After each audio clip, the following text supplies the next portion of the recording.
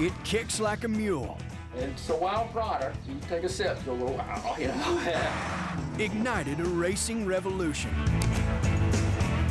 It's all about going as fast as you can because the guy behind you was going to put you in jail. But watch out. This outlaw spirit can be deadly. What can go wrong? Oh, a whole lot can go wrong. Moonshiners, they're not going to admit to me they're using moonshine. They know it's illegal. They just try to get away with it. And most of them do a pretty good job. Please, search warrant! Please, search warrant! Uncover the intoxicating secrets inside Moonshine.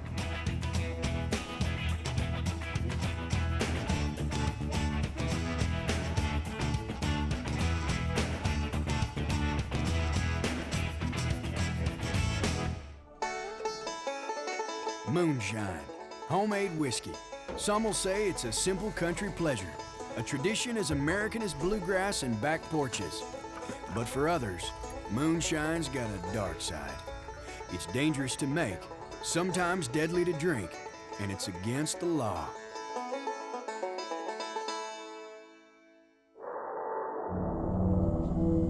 Sundown near the Blue Ridge Mountains, the heart of the Virginia Appalachians.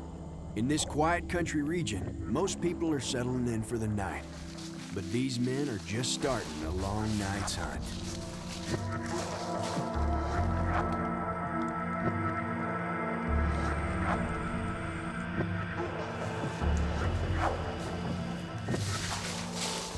Their prey is nocturnal. They're the Illegal Whiskey Unit, a special task force with Virginia's Alcoholic Beverage Control.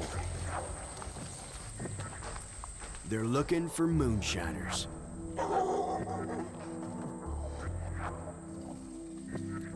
We just want to go ahead and make a move around here and then we'll get quiet. I'm saying it's right down in there. You want to cut that way?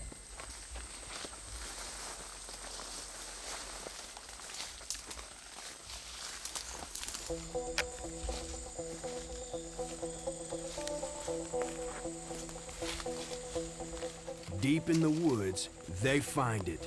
They got liquor in there. An illegal moonshining still. Thing might be hot. Might be hot.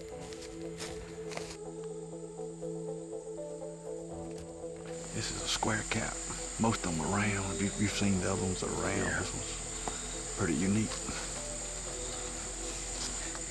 He started trying to camouflage his cylinders, but he gave up on that. This is completely set up. As far as the way he's got the design, completely different from what we usually see. He's got a pump system down here on the creek. You know, they hadn't been back for a few days. We still got some illegal whiskey though in the barrel. It's not uncommon for them to leave it, but what's uncommon is they hadn't already come by and pick it up. The agents could destroy it, but they've got a better plan. They'll watch, wait, and catch the moonshiners in the act. Well, we got something to keep our eye on.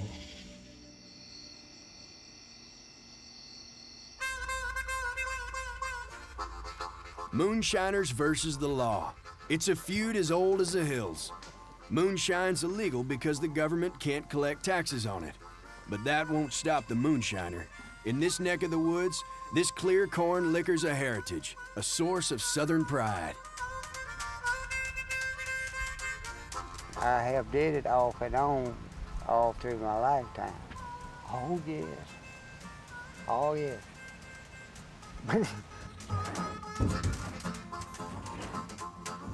You get your little couple cups out there and you take it up there, so that's the heck with the law. We're gonna make some liquor, man. You build your nerve up, right? Making moonshine's a trade secret, passed on from generation to generation. But the basic process has stayed the same for years. The moonshiner begins by heating up water, cornmeal, yeast, and sugar inside the still. The alcohol evaporates and moves to the thumper keg and on to the worm box. Here, cold water condenses the alcohol steam back into liquid. The first run is nearly pure alcohol. It'll put you down. It'll knock you out. It'll turn your lights out, you know what I mean?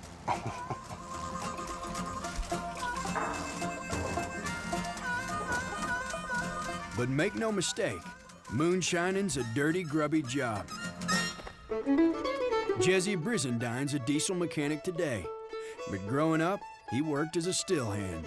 What was hard about it, well, you have to physically get inside the still to clean it out, and the hole's only about this big, and so, you know, when I was a teenager, I was a little bit smaller, so, and all the other guys were older, and they weren't as agile as I was, so I was able to get over in there. But I had fun doing it because I felt like I learned a lot, you know, from my experience from it. But the thought of going to a federal prison kind of, you know, it kind of takes the thrill out of it.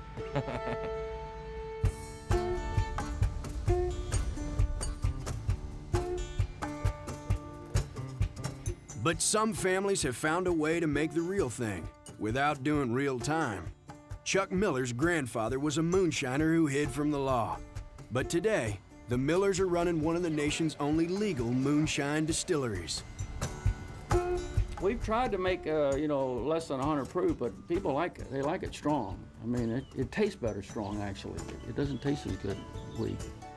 It always tends to sell better in the winter months, too. Yeah. Does it not? It warms you up inside. Cheaper than Gives you a firewood. Nice, warm feeling. Yeah. Cheaper than firewood. Yeah. What makes the Miller's corn whiskey legal? This piece of paper, a permit from the government. They pay the taxes that allows them to manufacture and sell the real stuff. Their version's called Virginia Lightning, a recipe handed down from his grandfather's own illegal moonshining business. Well, I can tell you, you know, from having a little sip at it every now and then, you know, it's a little different product. You take a sip, you'll go, wow, you know. But it gets to you real quick. Something about fresh corn whiskey, you know, I get a lot of bang for your buck. I mean, it gets to you in a hurry, yeah. So the people buy for all kinds of reasons, huh? Without the doctor's prescription, huh? Yeah. Oh, is that right? It's good for colds, too, yeah. Yeah. It's an all-around product. Oh, man.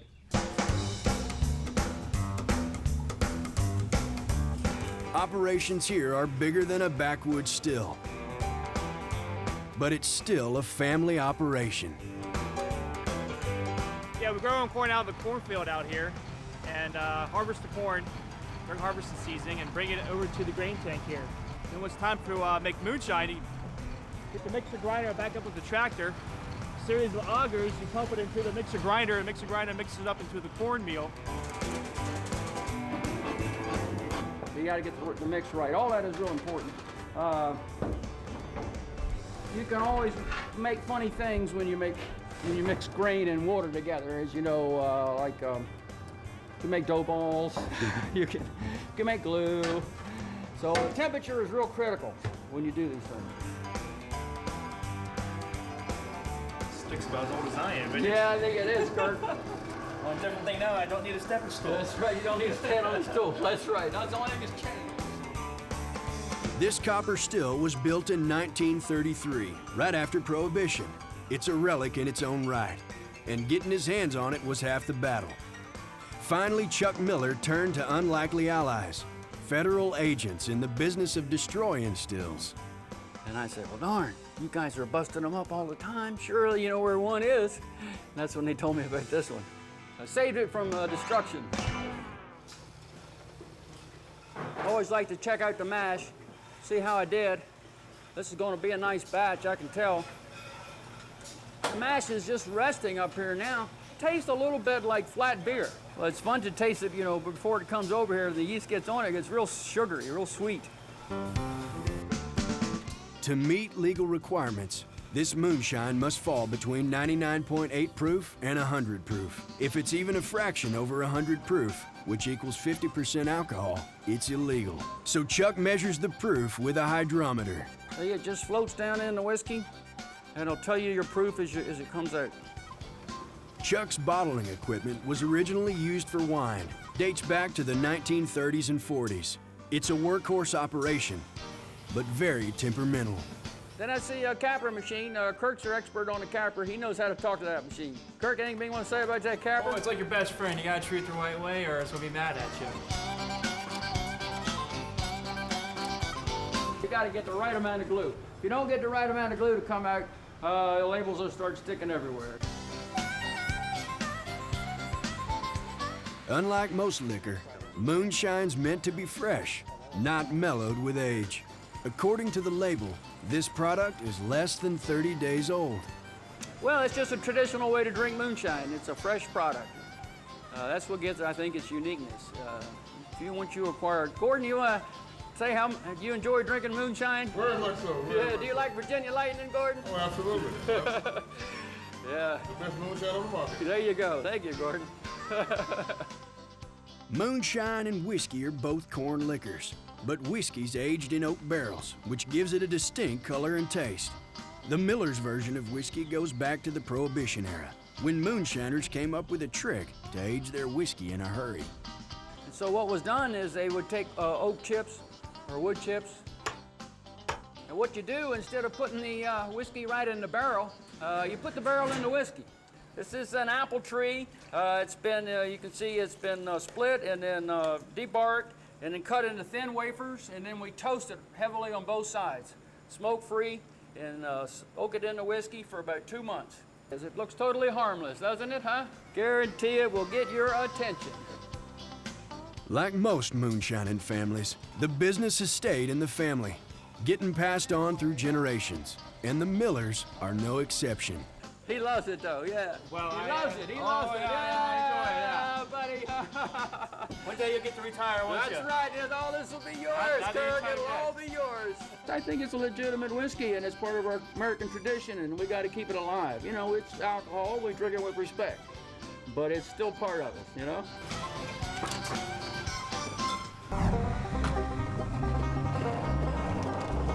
Moonshine. Making it takes a lot of work, and hauling it takes a lot of nerve. Every night, when the sun went down, these quiet country roads turned into a showdown between the haulers and the law. These midnight backwoods battles were about to escalate into something bigger, something that would captivate a nation.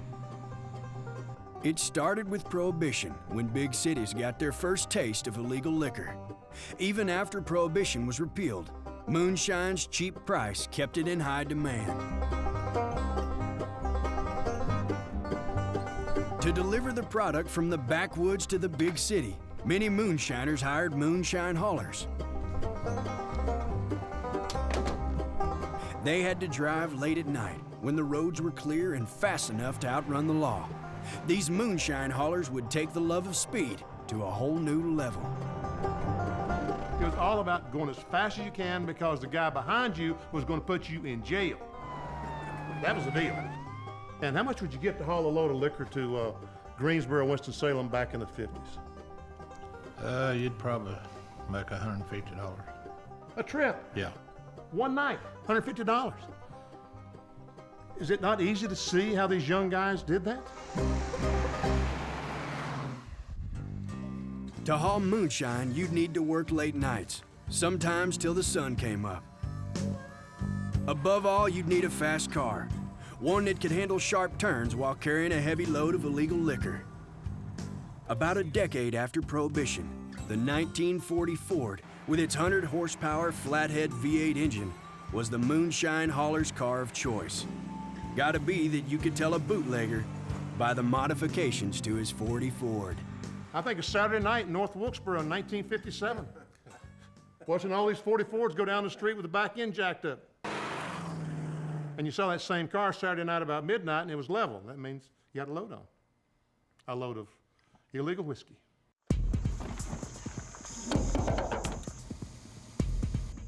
The revenuers, or lawmen out to catch them, retaliated with faster cars. But the moonshiners stayed a lap ahead with devious modifications.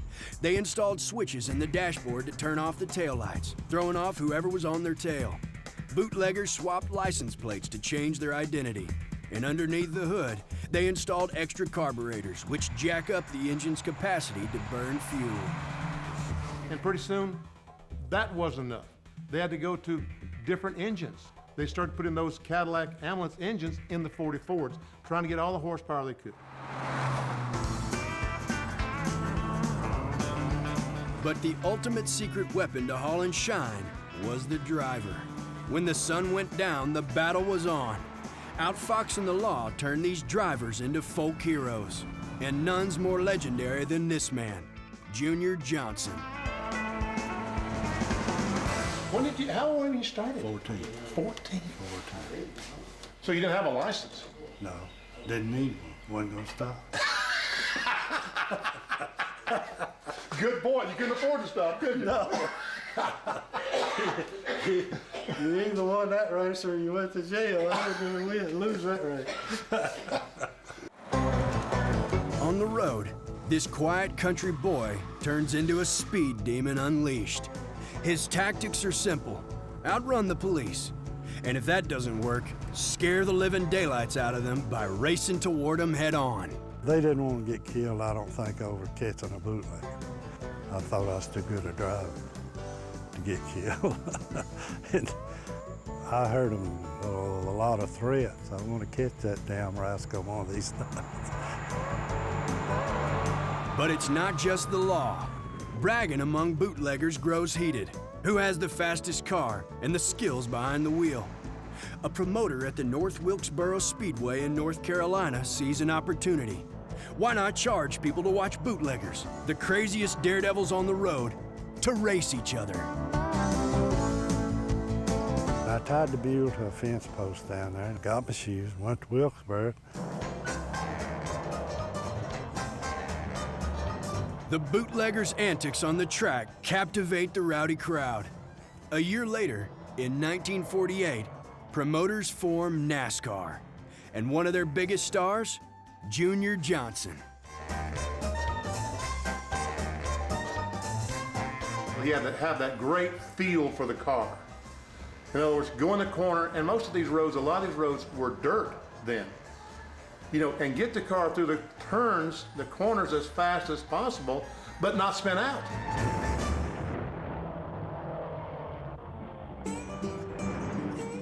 By day, Junior's a NASCAR superstar, but by night, he's still hauling moonshine. He's never been caught on the road, yet the revenuers want to take him down. Finally, they get their opportunity. One quiet morning, while his father sleeps in, Junior tends the still. He has no idea the revenuers are waiting for him. He hollered out, "Catch Junior Johnson down there, he just hit me with a shovel." I didn't mean to hurt him or nothing like that, I just wanted him to get off my back. The revenuers finally catch up with Junior Johnson. He spends just over 11 months in jail and decides to give up the moonshining business for good to become a NASCAR legend. Still, he misses his days hauling moonshine. We feel like we had one of the best lives of anybody. We, didn't hurt nobody but ourselves. If the time is right, I'd do it again.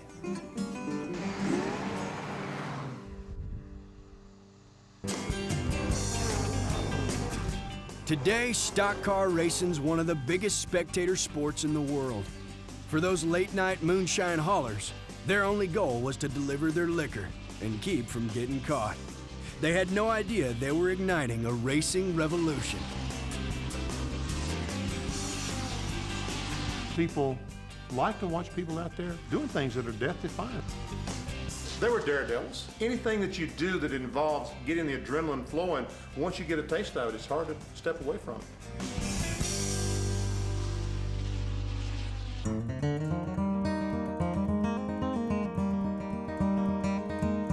Moonshine, homemade whiskey. Making it's a crime. Today it's mostly done for illegal profit. But there was a time when moonshine was a matter of survival. For generations, families too poor to live off the land found a way to support themselves by making moonshine. Didn't matter if it was against the law. For them, it was just a matter of getting by.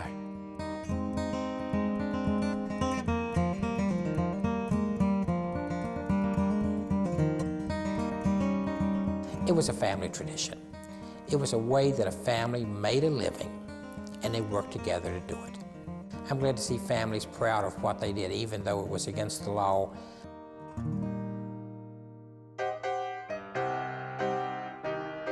But when Prohibition hit in 1920, moonshining suddenly exploded into big money. Gangsters like Al Capone got into the act, making a fortune on bootlegging. Revenuers, armed with axes, fought back hard. During Prohibition, whiskey was made everywhere, whether it was on the coast, whether it was in the Piedmont, whether it was in the mountains. People were producing whiskey. We started getting into a really, what some people refer to as rock gut liquor. And it was liquor that wasn't made to be drank, it was liquor made to be sold to someone else. 13 years later, Congress repealed Prohibition, but the moonshiner wasn't about to go away. The profit on untaxed alcohol was too tempting, and still is today. And the illegal whiskey business is all about money. It has always been that way, and it probably will always continue to be that way. And it looks like to me it's coming back, and coming back strong. Moonshiners today come up with crafty tricks to keep from being caught. They build their stills under pine trees, which keep their foliage all year, making the stills more difficult to spot from air surveillance. They paint the stills camouflage and cover them with Army surplus tarps to disguise them. They'll also place bits of string and sticks on the path. If they're moved at all, they'll know an intruder's been around. It's like a cat and mouse game. And they're trying to outsmart us, and we're trying to outsmart them. And sometimes they win, and sometimes we win. You drop off on this road, walk over the other. Have you ever been in there before? Long time ago. It's up to the Illegal Whiskey Unit, a one-of-a-kind task force dedicated to hunting down moonshiners. Their uniform is camouflage, and their best weapon, secrecy. We can go into an area and see what we need to see and get out and no one know that we've ever been there. That's our goal. Yeah, I think their goal is also not to get caught.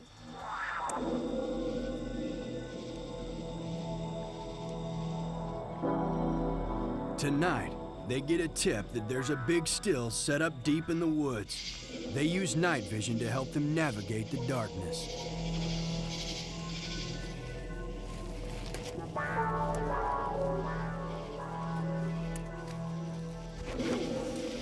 See the hole there? Yeah. See a barn over there?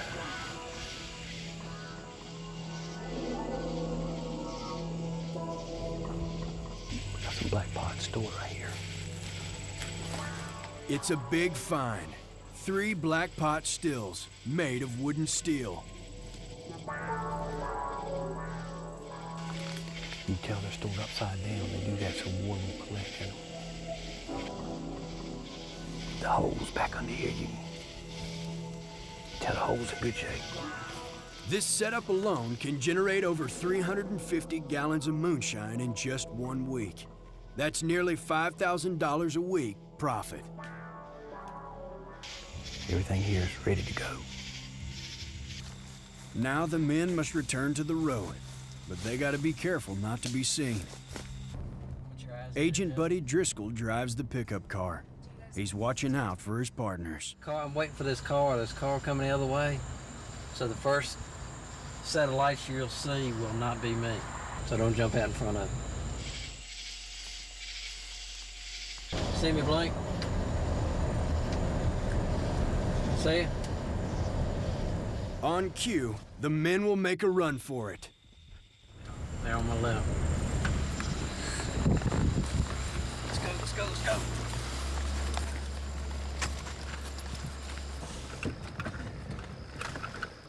With the hidden still discovered, the team will return to watch for activity. Once they see moonshiners busy, they'll make their move and arrest them on the spot. Every day that we go out there, more likely we see someone or see something. But also, they also get to see us every day. And so they know us as good as we know them.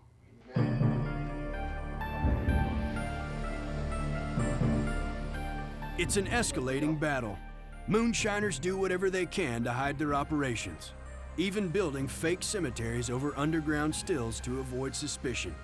But today, moonshiners are taking their stills indoors, where they can grow into factory-size outfits. By some estimates, there are 30 large-scale operations in Southwest Virginia alone. And the profits can be big. A gallon of White Lightning costs around $5 to make. Bootleggers can sell it for $20. making $15 profit per jug. They also save another $20 in unpaid taxes per jug. Sheriff's office will have a search warrant. Come hit. In 1992, the illegal whiskey unit uncovered the biggest moonshine still operation in history. This warehouse contained 36 800-gallon stills. Their income, $50,000 a week. This particular distillery would produce approximately 4,000 gallons of 90 proof untaxed whiskey every 8 to 10 days it was run. It was just amazement to me. I mean, I'd been involved in investigating stills for a few years at the time, and obviously never seen nothing on that scale. When operations reach this size, so do the risks. Unregulated propane gas tanks can quickly ignite into a chain reaction. Those LP gas tanks, they do not use regulators on them.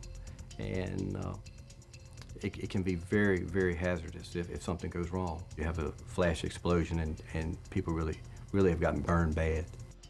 Once the agents arrest the moonshiners, they need to destroy the stills. Sometimes axes do the job, but if the still's outside, moonshiners could attempt to repair them with blowtorches. So agents have come up with a more permanent solution. First, they remove the propane tanks. Then, with liquid nitro sticks, they destroy the still setup with a concussive explosion.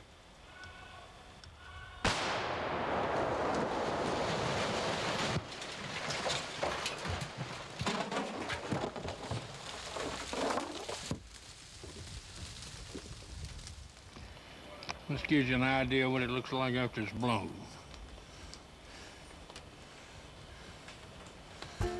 The battle between the moonshiner and the law rages in the woods. The showdown on the roads continues as well, but gone are the days of outrunning the law. Today's haulers drive the speed limit and conceal their cargo.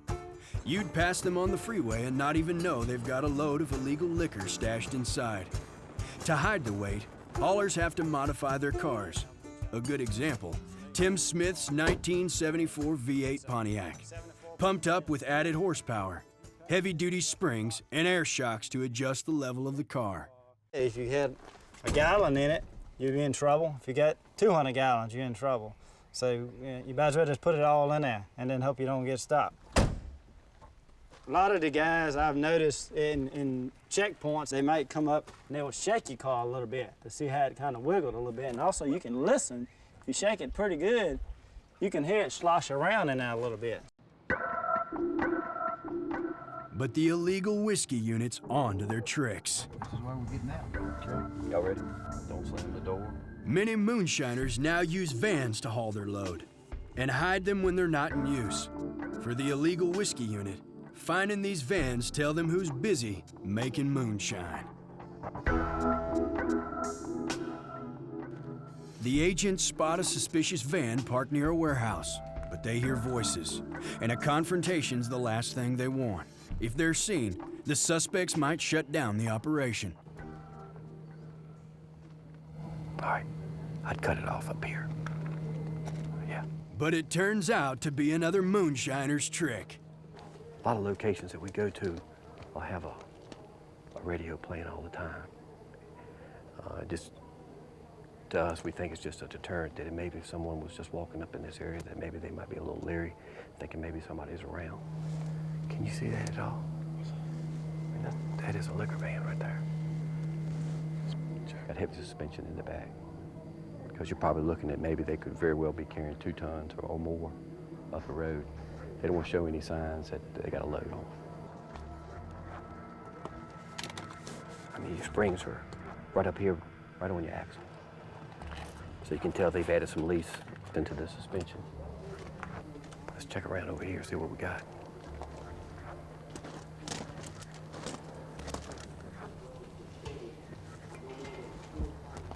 Got one full one. Yeah. So he's definitely got a steal somewhere.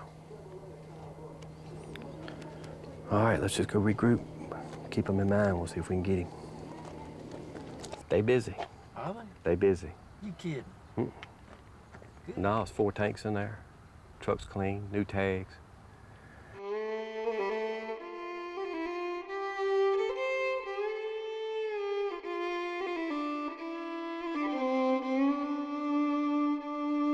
Moonshiners versus the law. It's a battle that's been going on since liquor's been taxed. As long as moonshiners keep making their illegal brew, the law will keep looking for ways to bring them down. And it looks like there's no truce in sight. The illegal whiskey business is surely not the most serious crime. But it's one of those crimes that really affects the community. Once they're in, it's hard to get them out, and it just becomes a never-ending cycle. See, you done did all that hard work and cooked all of it, and then they come in and bust you. Cruel they are. But I guess it's their job, though. I am part of that community, and it's just important for me to think that maybe I've had a little impact.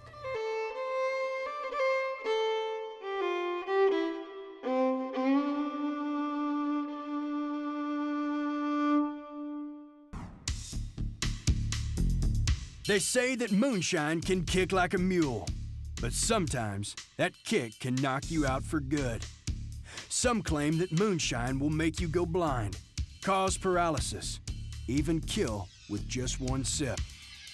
Is it all legend, or is there some lethal truth? I just heard stories of people going blind from drinking it. And, you know, you can ask anybody and say that that's possible because, you know, it'll take the white off your teeth.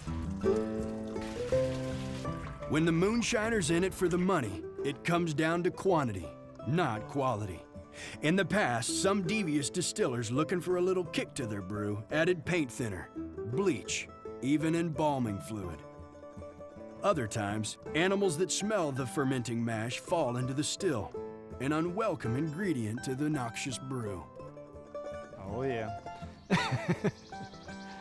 Yeah, there's a difference in bad moonshine and good moonshine. I mean, there's a whole lot of people being killed by that stuff, you know. They make it all kind of stuff, just make it to get money. Shoddy stills made from old car radiators can also turn moonshine into rot gut liquor. What can go wrong? Oh, a whole lot can go wrong. Yeah, it's just so nasty you can't drink it. I mean, it stinks like a skunk. You couldn't even drink it. Both Dr. Christopher Holsteg and Dr. Jeff Ferguson routinely see the effects of moonshine at the University of Virginia's Emergency Department and Poison Center. Moonshiners, they're not going to admit to me they're using moonshine. And so there is. We have to look at what are the clinical signs and symptoms. How are they acting right now? We try and put together pieces of a puzzle to try and narrow what the playing field may be. Moonshine's still so romanticized in some areas that they're not really aware of how dangerous it could be. Is moonshine still being made with formaldehyde or radiator fluid? Doctors begin their investigation by collecting 48 samples of illegal whiskey. The samples actually were intriguing. They did have a smell difference. When you open the caps, you could tell. You could smell the aroma of the peaches, the apple. It smelled like cider, some of them. Some were tan, some were brownish in color, very thick, you couldn't see through it. Others were clear, and you could see right through them.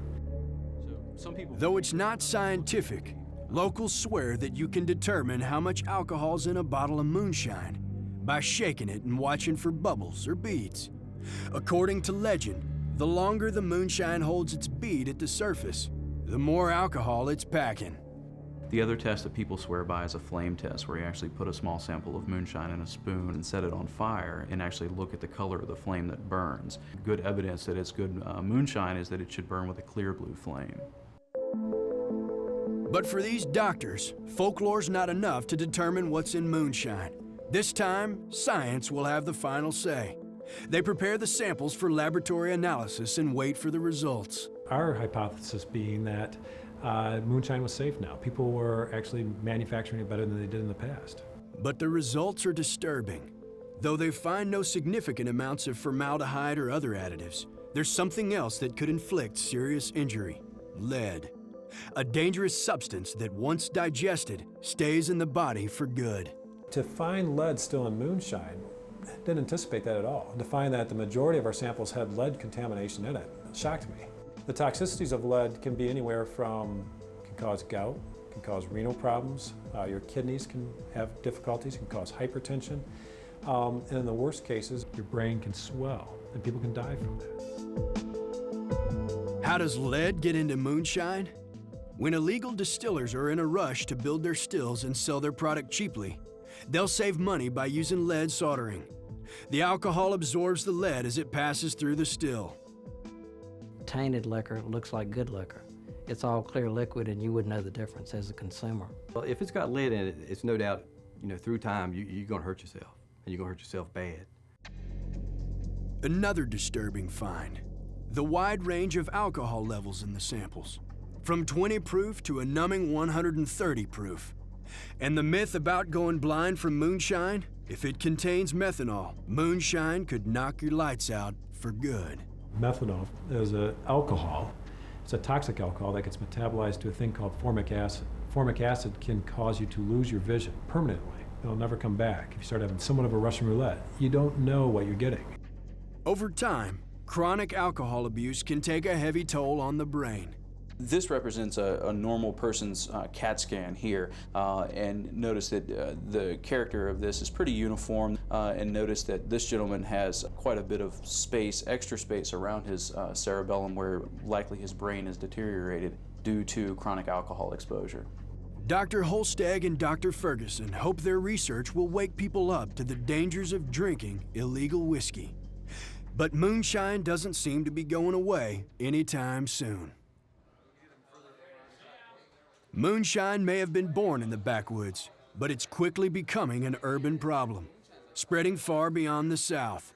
Nip joints, or illegal underground bars, are popping up in eastern cities like Philadelphia, Baltimore, and Washington, D.C. If you were to walk into a nip joint, the moonshine would generally be just sitting on somebody's kitchen table. It's generally served by the shot, several ounces in a cup, usually charging for $1. There's really no checks and controls, so you're probably free to slam as many as you want. Be the fourth house on the right, fourth house on the right. On a Saturday afternoon, Virginia's ABC agents prepare to raid one of these nip joints.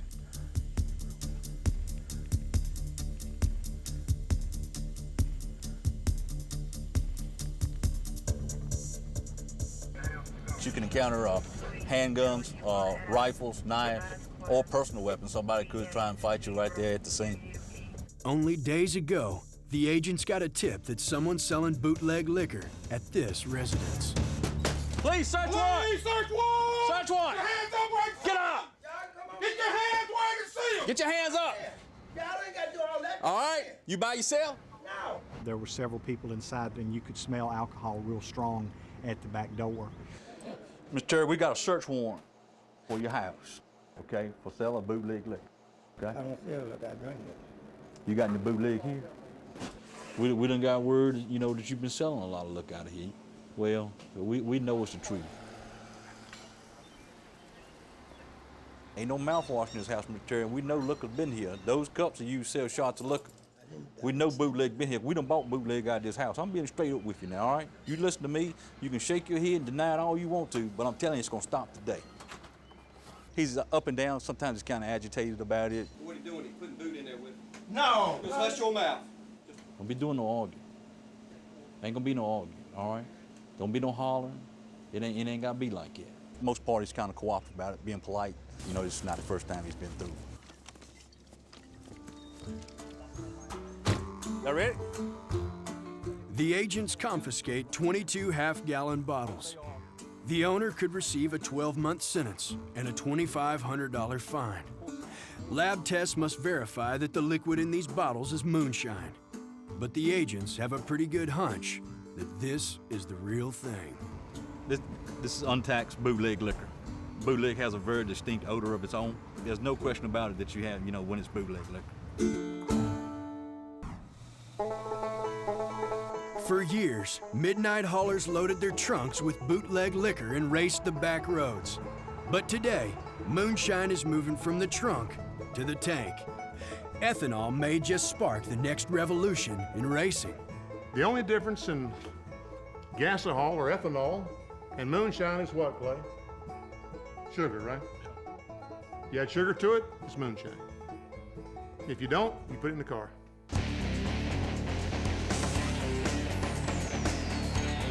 Jeff Simmons is an Indy Racing League driver for Ray Hall Letterman. His car, number 17, better known as Team Ethanol.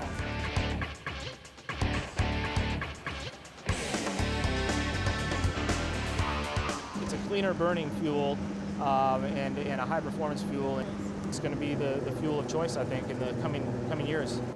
To be the first major race series in the world to use 100% ethanol as their fuel was a natural for us. It fit right in with the normal scheme of things for us.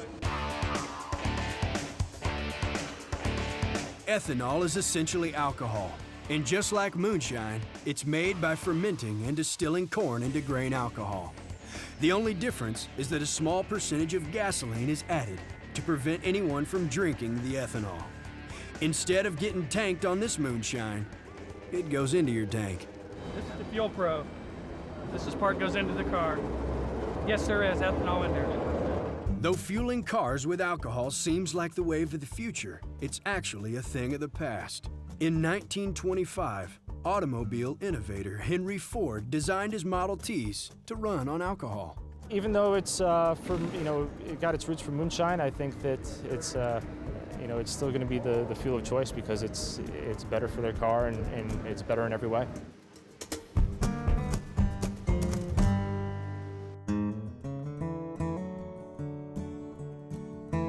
Does this mean that moonshine, illicit for so long, will finally have its day in the sun as a new fuel source? We did it 75 years ago. You all just now figuring it out. we had the advantage. We just didn't take it far enough. I think there's potential for these people that have acquired, this art of liquor making to actually funnel it in a legitimate direction if they choose to do so. Everything goes in a circle, doesn't it? Full circle. Yeah. And again, I'm pulling for the farmers. If they can make a living fueling our cars up and down the road, I'm pulling for them.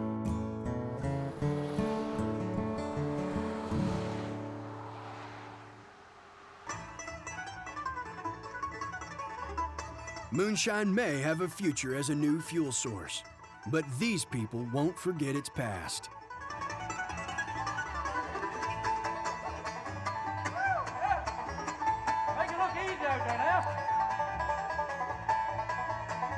Tim Smith comes from a moonshining family, and he's keeping the tradition alive with the Moonshiners Jamboree that pays tribute to fast cars, bluegrass music, I'm going down to Climax Town to take my tobacco down.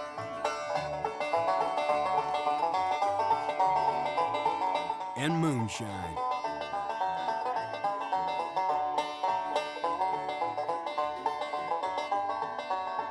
We can't really help who our mother and father was, and we can't help what they did to make their ends meet and pay the bills. And I really think it's something they ought to be proud of. And it all came from these back roads, the guys hauling homemade moonshine, you know, and trying to make a dollar.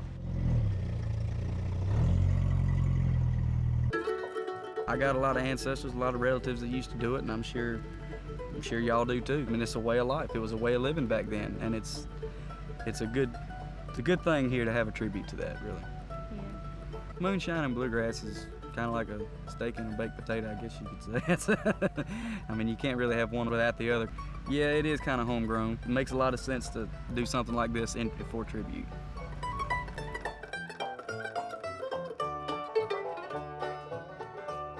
Moonshine is a way of life. It's not just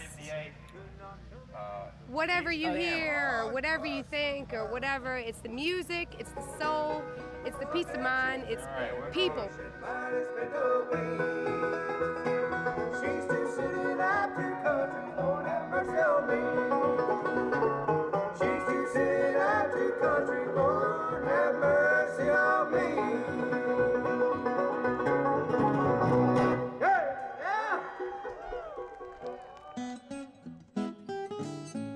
As times change in these parts, some people are working to preserve moonshine's heritage before it slips away for good.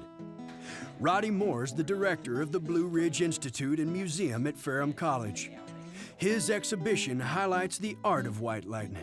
Used to be that stills were built with pride and built to last. If you look at the wills and the inventories of the families in the 18th and 19th century, a lot of them had a still as part of the ownership of the family farm equipment and things. A lot of people distilled, whether it was for themselves or it was a way to take your crop and make additional money. So it was a tradition that came from Europe with them, and it just continued into this area. Copper was always the preferred metal. It was a metal that once you heated it, you could make it soft, you could work it before it would get hard again. So your whole steel was made out of copper. Moonshine, the product itself, has also been a source of pride. Today, moonshiners looking for a quick profit make their liquor with sugar. But back in the day, moonshine brandies, an alcoholic concoction with fruit, was a prize. Now with brandies, you get your flavors, whether it's a peach or an apple, but the fruit liquor around here is a very popular thing around here. If it was a hanging crime, people would still be making it. That's it. It's a tradition, and it will stay alive.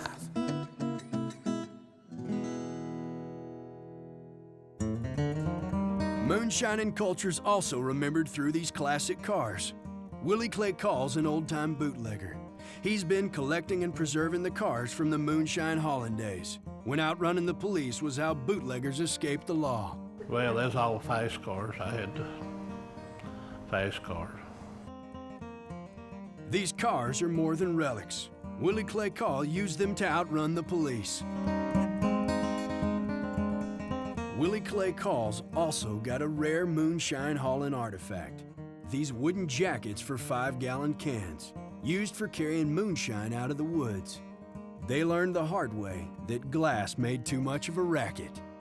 Wood was quiet, like easing through the woods, you couldn't hear the wood. But Willie Clay Call's best souvenir of his moonshining days? The memories and the money. If I had to do it over, I'd do it again. I enjoyed it. Well, it's the money. You made a little money out of it if you got by.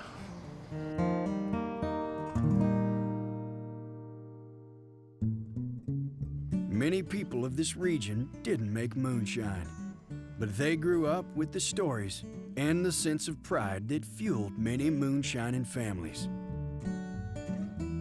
Tim Smith's doing his best to preserve the culture. He understands the appeal and the curiosity. Well, I think a lot of people come because they want to find out about moonshine. And some people come from, say, New York or somewhere, and they say, well, I never heard of this before.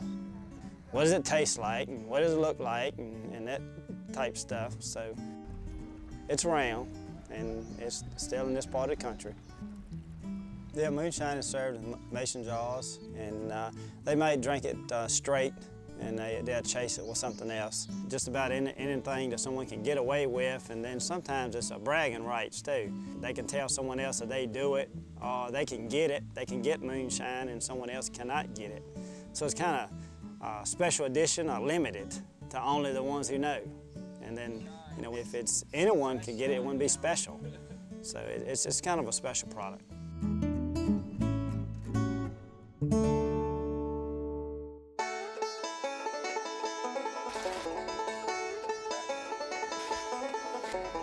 Moonshine's many things to many people. For some, it's liquid nostalgia, an intoxicating connection to their history. For others, it's the wave of the future, the fuel that could rocket us into the 21st century. No matter what side of the tracks you fall on, there's no denying that moonshine's a rebel brew that sparked the American imagination. It may be dangerous. Please search one! Please search one! Search one! It may be illegal, but moonshine will always flow through American culture. I think it's a legitimate whiskey, and it's part of our American tradition, and we got to keep it alive. We drink it with respect, but it's still part of it, you know?